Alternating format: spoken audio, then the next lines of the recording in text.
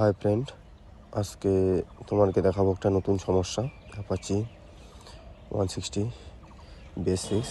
তো গাইজ চলো চাবিটা অন করে আগে। চাবি অন করলাম, ঠিক আছে।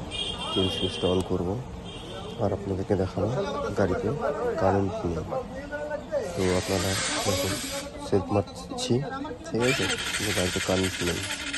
দেখতে পাচ্ছেন গাড়িতে কোনো কারেন্ট নেই। তো আমরা অনেক কিছু চেক করেছি, ঠিক আছে।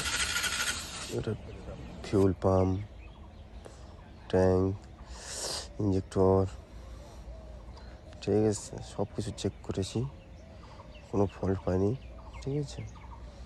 আর এই গাড়িটি শোরুমে নিয়ে গিয়েছিল, শোরুমে দেখিয়েছিল, শোরুমে বলেছিল কি যে তোমার গাড়িতে যা মাল লাগবে, গাড়ির প্রবলেম সলভ হোক আর না হোক, তবু টাকা দিতে হবে। তো কাস্টমার নিয়ে এসেছে আমাদের কাছে, আমরা ওবিডি স্ক্যানার লাগিয়েছি, ঠিক আছে। ওবিডি স্ক্যানারে ফল্ট কোড এসেছিলো P3200, ঠিক আছে।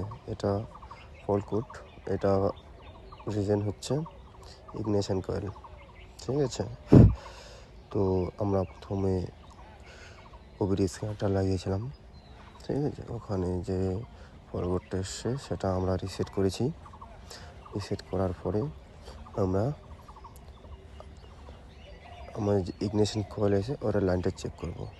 রিসেট করার আগে আমরা একবার চেক করেছিলাম যে এখানে ইগনিশনে লাইন আসছে কি আসছে না, কিন্তু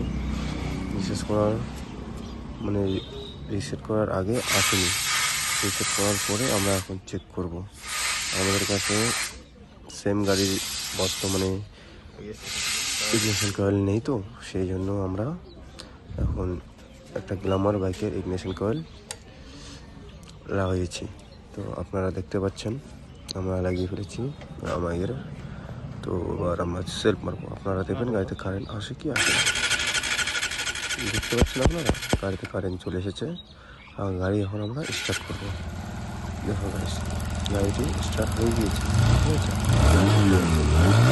বন্ধুরা, আজকের ভিডিও এতটুকু। যদি আমাদের ভিডিওটি ভালো লাগে চ্যানেলটা সাবস্ক্রাইব আর ভিডিওটা লাইক শেয়ার অবশ্যই করবেন।